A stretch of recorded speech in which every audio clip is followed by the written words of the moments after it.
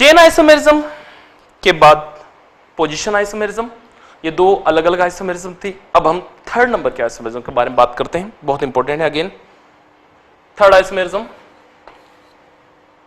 जिसका नाम है फंक्शनल ग्रुप आइसोमेरिज्म, बहुत इंपॉर्टेंट है, फंक्शनल ग्रुप आइसोमेरिज्म।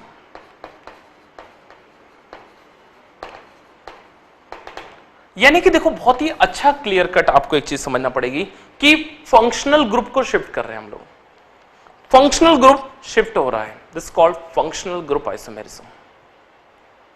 फंक्शनल यानी कि क्रियात्मक समूह, जिसके कारण किसी भी कार्बन चेन के केमिकल बिहेवियर और फिजिकल बिहेवियर के अंदर चेंज आ सकता है, दिस कॉल्ड फंक्शनल ग्रुप। और फंक्शनल ग्रुप के अंदर हम आइसोमेरिज्म के बारे में बात करें फंक्शनल ग्रुप का, तो कुछ चीजें आपको याद रखनी पड़ेगी, है ना। नंबर वन, पहला, सबसे पहला तो आपको alcohol and ether, alcohol and ether, है ना, alcohol and ether both are functional isomer.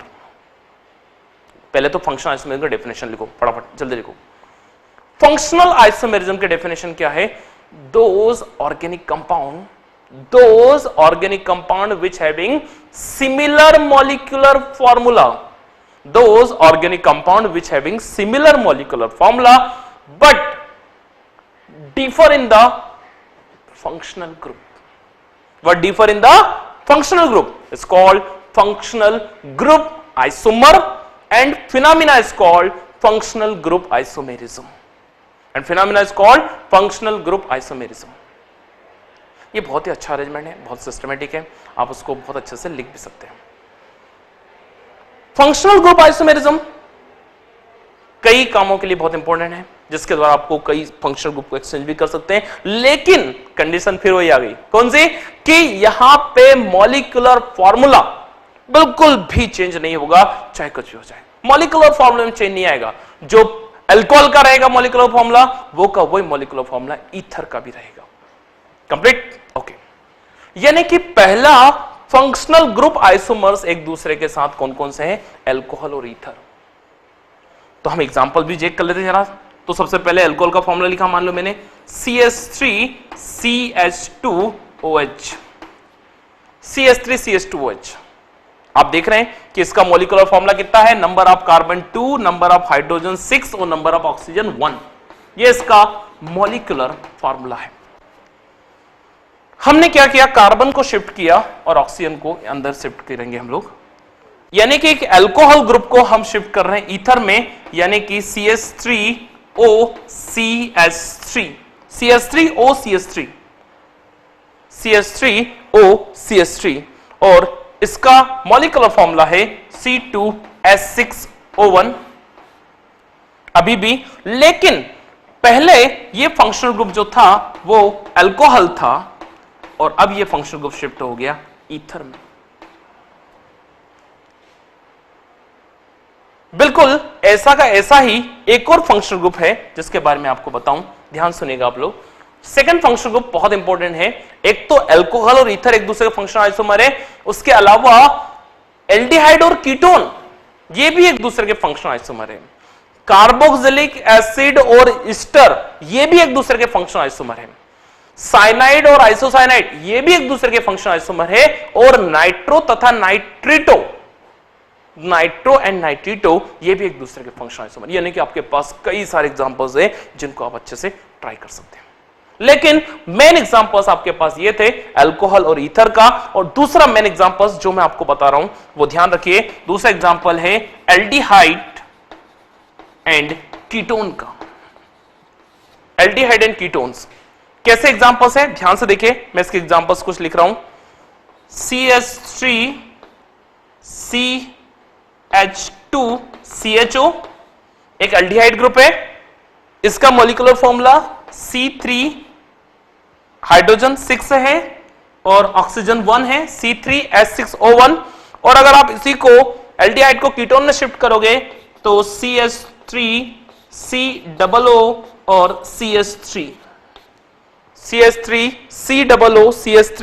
इसका मॉलिक्यूलर फॉर्मूला C3H6O1 ही है। लेकिन आप देख रहे हैं कि ऊपर वाला फॉर्मूला जो था वो अल्डिहाइड का था और नीचे वाला फॉर्मूला जो है वो कीटोन का है, लेकिन दोनों का मॉलिक्यूलर फॉर्मूला अभी भी एक जैसी है, बिल्कुल सेम है, नो चेंज, बिल्कुल मॉलिक्यूलर फॉर्मूला चेंज नहीं है, दोनों बिल्कुल एक जैसे हैं। ठीक है, तो फंक्शनल ग्रुप आइसोमेरिज्म के मैंने दो एग्जांपल्स आपको बताए हैं। पहला एग्जांपल्स मैंने आपको जो दिया वो पहला एग्जांपल आपके पास अल्कोहल का था और ईथर का था, और जो बी वाला एग्जांपल मैंने आपको दिया वो अल्डिहाइड और कीटोन का था। इसके अलावा और भी आपके एग्जांपल ट्राई कर सकते हैं, जैसे नाइट्रोनाइट्रेटो, साइनाइड आइसोसाइनाइड, एल्डिहाइड और कीटोन के अलावा कार्बोक्सिलिक एसिड और एस्टर। तो ऐसे बहुत सारे एग्जांपल्स हैं, सब फंक्शनल ग्रुप के एक दूसरे के फंक्शनल ग्रुप आइसोमर्स हैं। नेक्स्ट, फोर्थ नंबर पे हम बात करेंगे आइसोमेरिज्म की, जिसका नाम है metamerism.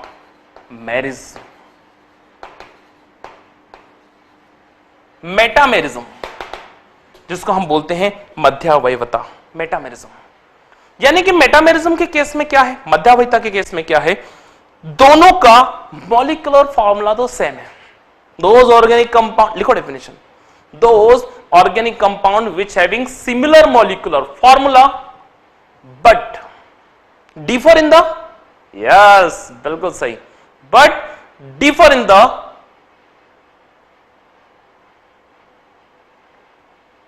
Arrangement of main function group, यानी differ in the position of main function group. Main function group की पोजीशन शिफ्ट होती जाएगी, चेंज होता जाएगा। बोले सर ये तो आपने पोजीशन आइसोमेरिज्म में बताया था। तो पोजीशन आइसोमेरिज्म में मल्टीपल बॉन्ड शिफ्ट हो रहा था, यहां पर फंक्शनल ग्रुप ही शिफ्ट हो रहा है ऑटोमेटिक, यानी फंक्शन ग्रुप पूरा का पूरा जंप कर रहा है, आगे बढ़ता जा रहा है, और उसके साथ आप मेटामेरिज्म को समझ सकते हैं। जैसे एग्जांपल के तौर पे मैं आपको एग्जांपल देता हूं, CS3 CS2 CS2 CS2 CS2 C double bond O bond CS3। अगर मान लो कुछ इस टाइप का एग्जांपल्स हैं, इस एग्जांपल्स में आपने देखा कि नंबर ऑफ कार्बन आपके पास 3 और 3 6 और 1 7 है, नंबर ऑफ कार्बन 7, ये molecular formula, number of carbon 7, number of hydrogen 3 + 2 5 + 2 7 + 2 9 + 2 11 और +3 14 C7H14O1, ये इसका मॉलिक्यूलर फॉर्मूला है। और आप देख रहे हैं कि डबल बॉन्ड आप यहां से 1 2 3 4 5 6 7 सेकेंड नंबर की पोजीशन पे आपके पास कीटोक्सी कार्बोनिल ग्रुप लगा हुआ है, उसको आप जंप करके आगे बढ़ा सकते हैं। नेक्स्ट फॉर्मूला आपने क्या कर लिया, CS3 CS2 CS3 C double bond O, carbonyl group आपका यहां जंप करके आ गया। Next CS2 CS2 and CS3। और आपने इसमें देखा कि जो आपका फंक्शनल ग्रुप है वो पहले जो सेकेंड नंबर पे था वो आप डायरेक्ट 5 नंबर पे आ गया, लेकिन अभी भी 4th नंबर पे आ गया, लेकिन अभी भी जो नंबर ऑफ कार्बन है वो number of carbon 7, number of hydrogen 14 और नंबर ऑफ ऑक्सीजन 1, C7H14O1 है। ठीक है, यानी कि आप इस चीज को बहुत अच्छे से समझ सकते हैं, बहुत अच्छे से देख सकते हैं, बहुत अच्छे से आप उसको क्लियर कर सकते हैं। मेटामेरिज्म, फंक्शनल ग्रुप शिफ्ट हो रहा है, position double bond triple bond shift हो रहे हैं, फंक्शनल ग्रुप ही चेंज हो रहा है, और चेन कार्बन की चेन चेंज होती जा रही है। ये 4 आइसोमेरिज्म आपके लिए बहुत खास थी। रिमेनिंग 2 आइसोमेरिज्म समझा रहा हूं, इसको नोट कर लो पहले।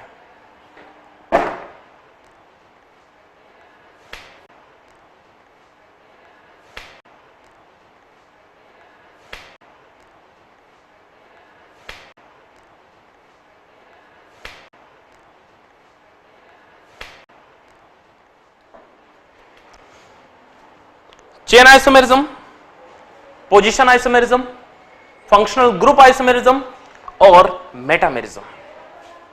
ये 4 आइसोमेरिज्म पढ़ने के बाद अब हमारे पास 2 आइसोमेरिज्म लास्ट और बची हुई है।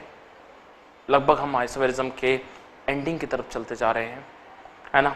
इसके साथ साथ ये पार्ट कवर अप होता जाएगा, है ना। लास्ट 10 से 15 मिनट का और बचा हुआ है, जिसमें मैं इसको कंप्लीट कर दूंगा, लेकिन आप बहुत ध्यान समझिए। लेकिन ये बहुत ही आईएमपी है, मोस्ट आईएमपी है, जिसको नाम दिया गया है टाटोमेरिज्म और रिंग चेन आइसोमेरिज्म, दोनों बहुत समझने वाली है, दोनों बहुत आईएमपी है, ध्यान से देखिए आप लोग। सबसे पहली वाली आइसोमेरिज्म जैसे 5वें नंबर की आइसोमेरिज्म है जिसका नाम है टाटोमेरिज्म। टाटोमेरिज्म और टाटोमेरिज्म का मतलब होता है चला हुआ बताओ। देखिए ध्यान से आप लोग, इसको जब भी हम फिनिश कराते हैं टाटोमेरिज्म को तो हमारे पास सामने 3 बड़े बड़े ऑप्शन रहते हैं मेन। सबसे पहला नंबर 1, सबसे पहला सेक्शन ये है कि इसमें क्या होगा, एक बॉन्ड शिफ्ट होता है। कैसे, देखिए आप ध्यान से, CH3 C double bond O bond CH3 ketone है। अब ये जो कीटोन है, इस कीटोन का डबल बॉन्ड शिफ्ट होगा। ये कीटोन है, इसके अंदर कीटो ग्रुप प्रेजेंट है। इसका मॉलिक्यूलर फॉर्मूला C3H6O1 है। इसमें आप देख रहे हैं कि ये जो डबल बॉन्ड है, ये डबल बॉन्ड शिफ्ट होगा और इसमें से एक हाइड्रोजन ऑक्सीजन के साथ जाएगा। यानी कि नया जो फॉर्मूला आपके पास बन रहा है वो फॉर्मूला क्या है, CH जो 3 था, अब उसमें से एक हाइड्रोजन कम हो गया, अब वहां क्या बचा, CH2, C यहां बचेगा O के साथ H, डबल बॉन्ड हटा, डबल बॉन्ड यहां आ गया इनके बीच में, CH2 double bond C bond OH, और यहां पे तो ऑलरेडी CH3 ही था। अभी आप देख रहे हैं कि इसमें इसका मॉलिक्यूलर फॉर्मूला C3H6O1 है और जो कीटो ग्रुप था, जो कीटोन था, ये कीटोन शिफ्ट हो जाएगा इन ऑल। इन क्यों बोला, इन का मतलब डबल बॉन्ड और ऑल का मतलब अल्कोहल। यस, शाबाश। यानी कि इस टाटोमेरिज्म को हमने खास नाम दिया है और उस आइसोमेरिज्म का नाम है कीटो इनॉल टाटोमेरिज्म। क्या नाम है इसका, कीटो इनॉल टाटोमेरिज्म। एक दूसरे के टाटोमर से बॉन्ड शिफ्ट होता जा रहा है, जो डबल बॉन्ड था वो डबल बॉन्ड शिफ्ट हो गया और हाइड्रोजन को उसने रिप्लेस किया। हां, कीटोन है जो अल्कोहल है, इन ऑल वापस शिफ्ट हो जाएगा कीटोन में, यानी कि इसको हम बोलते हैं कीटो इनॉल टाटोमेरिज्म। ये टाटोमेरिज्म का एग्जांपल है। और लास्ट स्ट्रक्चरल आइसोमेरिज्म की but not least, ring chain isomerism. Ring chain isomerism, वलय, रिंग मतलब वलय, चेन मतलब श्रृंखला, एक वलय श्रृंखला में और एक रिंग चेन के फॉर्म में, chain ring, ring chain chain ring, ring chain chain ring, ऐसे शिफ्ट होता जाएगा। This is ring chain isomerism. कैसे, देखिए, जिस एग्जांपल के तौर पे CH2 double bond CH bond CH3, ये कुछ टाइप का अरेंजमेंट था जिसमें हमने देखा कि नंबर ऑफ कार्बन्स हमारे पास 3 है, नंबर ऑफ हाइड्रोजन हमारे पास 6 है, C3H6 है मॉलिक्यूलर फॉर्मूला। हमने क्या किया, इसको अभी रिंग के फॉर्म में, in the form of ring, sorry chain के फॉर्म में, सिंपल चेन है कार्बन की, हमने इसको रिंग के फॉर्म में शिफ्ट किया। नंबर ऑफ कार्बन कितने, 3 कार्बन का रिंग चेन है, तो 3 कार्बन को हमने रिंग के फॉर्म में अटैच कर लिया, 3 कार्बन हमने रिंग के फॉर्म में अटैच कर लिया। हमारे पास हाइड्रोजन टोटल कितने हैं, टोटल हाइड्रोजन हमारे पास 6 है, तो हम एक काम करते हैं 6 को डिवाइडेड बाई 3, तो सभी कार्बन को हमने पहले 2-2 हाइड्रोजन देते गए, CH2 CH2 और CH2। और आप देख रहे हैं इस चीज के खास चीज देखिए आपने कि इस ड्यूरेशन में आपके पास नंबर ऑफ कार्बन 3 है और नंबर ऑफ हाइड्रोजन अभी भी 6 है, लेकिन जो पहले चेन के फॉर्म में थी वो अब किसके फॉर्म में कन्वर्ट हो गई? अब वो कन्वर्ट हो गई रिंग के फॉर्म में. So it is called ring isomerism and then it is called chain isomerism. Ring chain isomerism और ये कीटो इनॉल टाटोमेरिज्म. आपके सामने दोनों टाइप के आइसोमेरिज्म है. दोनों आइसोमेरिज्म बहुत आईएमपी है. पहली आइसोमेरिज्म टाटोमेरिज्म, जिसमें इनके अलावा भी और भी कई सारे एग्जांपल्स आप यूज कर सकते हैं. नंबर ऑफ एग्जांपल्स आप इनको यूज करेंगे टाटोमेरिज्म में, लेकिन उनमें से एक एग्जांपल मैंने आपको बताया है कीटो इनॉल टाटोमेरिज्म. रिंग चेन आइसोमेरिज्म में आपके पास बहुत सारे एग्जांपल है. अभी मैंने चेन से रिंग बनाई, आप रिंग से चेन बना सकते हैं. आप रिंग के अंदर भी डबल बॉन्ड या ट्रिपल बॉन्ड को यूज कर सकते हैं बिना किसी प्रॉब्लम के, आराम से बन सकती है. ठीक है, दोनों बहुत इंपॉर्टेंट है. इसके साथ आपका आइसोमेरिज्म वाला सेक्शन जिसमें स्ट्रक्चरल आइसोमेरिज्म बहुत मेन है, वो आइसोमेरिज्म मैंने फिनिश कर दी. आपको और भी ज्यादा आइसोमेरिज्म पढ़ना है, और भी आइसोमेरिज्म के बारे में आपको देखना है, समझना है, तो याद रखिए आपको आइसोमेरिज्म के लिए एक सेक्शन होता है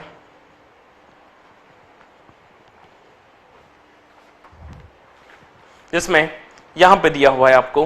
ठीक है, आप इस पैकेज के द्वारा पूरा आइसोमेरिज्म के बारे में बात कर सकते हैं. ठीक है, ये इसमें पूरा आइसोमेरिज्म का बहुत डिटेल में दिया हुआ है. ठीक है, ये आइसोमेरिज्म को मैंने तैयार किया है. आप इसमें सारे क्वेश्चन लगा सकते हैं. किस किस टाइप के आइसोमेरिज्म आई है, क्वेश्चंस किस लैंग्वेज में आते हैं, कितने टाइप के क्वेश्चंस पूछे गए हैं, कैसे कैसे क्वेश्चन अरेंज करोगे, आप उसको अच्छा तैयार करिए. और अगर आपसे कोई क्वेश्चन नहीं बनता है मुझसे पूछिए, मैं हूं ना, टेंशन क्यों लेते हैं. ठीक है, आप क्वेश्चन मुझसे पूछिए कैसे क्वेश्चन है कि सर हमने ये क्वेश्चन ट्राई किया, इस टाइप के क्वेश्चन था, इसमें हम यहाँ अटक गए, है ना, या फिर हम कहीं सही है कि नहीं. क्योंकि कई बार क्या होता है, आप क्वेश्चन करने जाएंगे, कहीं ना कहीं छोटी छोटी गलती होती है, लेकिन जब आप उसको अच्छे से फिर से चेक करोगे, आप उसको कंफर्म चेक करोगे, तो डेफिनेटली 100% जो है आपका जो आइसोमेरिज्म वाला सेक्शन है वो बहुत अच्छा हो जाएगा. ठीक है, तो धीरे धीरे आप करते जाएं. अपने जो भी आपके पास नोट्स हैं, बुक्स हैं, गाइड्स हैं, जो भी कुछ है उनके द्वारा क्वेश्चन लगाओ और आप देखेंगे कि आइसोमेरिज्म वाला सेक्शन आपसे पूरा बनता जाएगा. ये स्ट्रक्चरल आइसोमेरिज्म है. अब इसमें जो लास्ट सेक्शन है स्टीरियो आइसोमेरिज्म, जो स्टीरियो आइसोमेरिज्म पूरा एक चैप्टर ही है 12th लेवल पे, पूरा एक चैप्टर अलग हो गया, पूरी आइसोमेरिज्म अलग है, लेकिन फिर भी उसकी कुछ पॉइंट्स मैं आपको बता रहा हूं, तब तक आप इनको नोट करिए.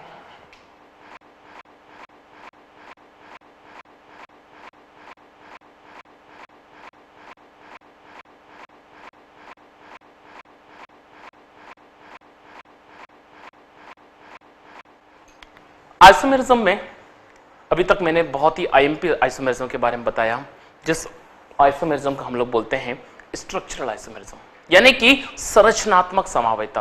और स्ट्रक्चरल आइसोमेरिज्म में हमने 6 सेक्शंस कंप्लीट कराए. सबसे पहला नंबर 1 पहला सेक्शन चेन आइसोमेरिज्म, दूसरा सेक्शन पोजीशन आइसोमेरिज्म, तीसरा isomerism functional group isomerism, fourth isomerism हमने बात की मेटामेरिज्म की, नेक्स्ट आइसोमेरिज्म जिसके बारे में मैंने आपसे बात की टाटोमेरिज्म, और आखिरी आइसोमेरिज्म जिसके बारे में मैंने बात की आप लोगों से रिंग चेन आइसोमेरिज्म. 6 आइसोमेरिज्म बहुत इंपॉर्टेंट है, बहुत ही खास है. इनके ऊपर आप क्वेश्चन ट्राई करो और इनके ऊपर आप बात करते जाओ. आइसोमेरिज्म में एक और टाइप का आइसोमेरिज्म है जिसको हम बोलते हैं स्टीरियो आइसोमेरिज्म. मैं आपको केवल आउटलाइन बता रहा हूँ. डीप 12th के अलग सेक्शन है, पूरा चैप्टर ही अलग है, जिसको आप मेरे और अगले क्लासेस में देखोगे. लेकिन अभी मैं स्टीरियो आइसोमेरिज्म के कुछ बेसिक जरूर बताऊंगा आपको. हेडिंग डालिए आप लोग, स्टीरियो आइसोमेरिज्म. स्टीरियो आइसोमेरिज्म जिसको हम बोलते हैं, स्टीरियो है मतलब क्या, आकाश में त्रिविम में समावयता, स्टीरियो आइसोमेरिज्म. ठीक है, इस आइसोमेरिज्म के अंदर हमने मेन 2 डिवीजन किए हैं. एक सबसे पहला geometrical isomerism, geometrical isomerism, geometrical isomerism Hindi में उसको हम बोलते हैं ज्यामितीय समावयता. बहुत आईएमपी, ध्यान से देखिए. अगर मैं इसका कोई एग्जांपल दूं आप लोगों को, C डबल बॉन्ड C, इधर मान लो क्लोरीन है, इधर भी क्लोरीन है, और इधर आपने मान लो कोई और दूसरा ग्रुप लिया, मान लो मैंने एक तरफ हेलोजन और एक तरफ हाइड्रोक्सी ग्रुप लिया है. आप इस कंपाउंड से एक चीज समझ रहे हैं, वो क्या है, नंबर ऑफ कार्बन 2 है, नंबर ऑफ क्लोरीन भी 2 है, नंबर ऑफ हाइड्रोक्सी ग्रुप भी 2 है, लेकिन जहां फंक्शनल ग्रुप लगा है, डबल बॉन्ड जहां लगा है, उस डबल बॉन्ड के ऊपर अगर आप ऐसे एक स्केल रख के देखोगे तो स्केल में आपको इधर एक जैसे ग्रुप दिख रहे हैं कि नहीं, दोनों क्लोरीन, और अगर आप उसके इधर देखोगे तो दोनों एक जैसे ग्रुप। अगर फंक्शनल ग्रुप के दोनों साइड में एक जैसे फंक्शनल ग्रुप लगे हुए हो तो हम इसके लिए एक वर्ड यूज करते हैं सिस। कौन सा वर्ड यूज करते हैं? सिस। सिस का हिंदी मतलब होता है समकक्ष, सिस। और अगर मैं इसी की तरह क्या किया, मैंने इसको स्टेबल किया और इसको टर्न कर दिया, इसको घुमा दिया, यानी कि इसको मैंने घुमा के क्या किया, ध्यान से देखिए आप लोग, C डबल बॉन्ड C, इधर Cl है, इधर OH ही है, लेकिन इधर अब आ गया OH और इधर चला गया Cl। मतलब ये Cl चेंज हो गए, आपस में एक्सचेंज कर, नीचे वाला बेस चेंज नहीं किया। यानी कि अब अगर मैं स्केल रखूंगा, स्केल के इधर देखूंगा तो आपको अलग अलग ग्रुप आ गए, इधर देखूंगा अलग अलग ग्रुप आ गए। यानी इसका मतलब जब आपको सिमिलर ग्रुप वन साइड हो तो उसको हम बोलेंगे सिस, और अगर सिमिलर ग्रुप एक जैसे ना हो, अगर डिसिमिलर ग्रुप वन साइडेड हो तो हम उसके लिए वर्ड यूज करते हैं ट्रांस। इसके लिए वर्ड यूज करते हैं हम लोग सिस, इसके लिए वर्ड हम यूज करते हैं ट्रांस। लेकिन आपने एक चीज देखी, वो क्या है कि दोनों का मॉलिक्यूलर फार्मूला, जो हमारी आइसोमेरिज्म की पहली कंडीशन है, वो क्या कि दोनों की आइसोमेरिज्म का मॉलिक्यूलर फार्मूला चेंज नहीं होना चाहिए, और वो आप देख रहे हैं मॉलिक्यूलर फार्मूला चेंज नहीं होगा। इसमें भी कार्बन 2 है, क्लोरीन 2 है, OH 2 बार है। इसमें भी कार्बन 2 है, क्लोरीन 2 है और OH 2 बार है, बिल्कुल सेम है, नो चेंज। लेकिन अरेंजमेंट चेंज हो गया, नाम चेंज हो गया, एक सिस दूसरा ट्रांस। कंप्लीट। ये ज्योमेट्रिकल आइसोमेरिज्म है। सिस ट्रांस, सिस को हिंदी में बोलते हैं समपक्ष और ट्रांस को हिंदी में बोलते हैं विपक्ष। अलग अलग है, विपक्ष समान है, समपक्ष कितना अच्छा हिंदी में, नहीं? Okay, very good. नेक्स्ट और लास्ट, जिसका नाम है ऑप्टिकल आइसोमेरिज्म। अपने आप में बहुत ही बड़ा सेक्शन है optical isomerism. Optical isomerism, optical isomerism में आप देखते हैं, सबसे पहले अगर एक कार्बन है, हाइड्रोजन, OH, क्लोरीन और ब्रोमीन, इस टाइप के कार्बन है। मतलब कि ऑप्टिकल आइसोमेरिज्म प्रकाशीय समवायिता केवल वो कार्बन देंगे जो किरेल कार्बन हो। एक नया वर्ड आ गया फिर से, किरेल। अब ये किरेल क्या होता है सर?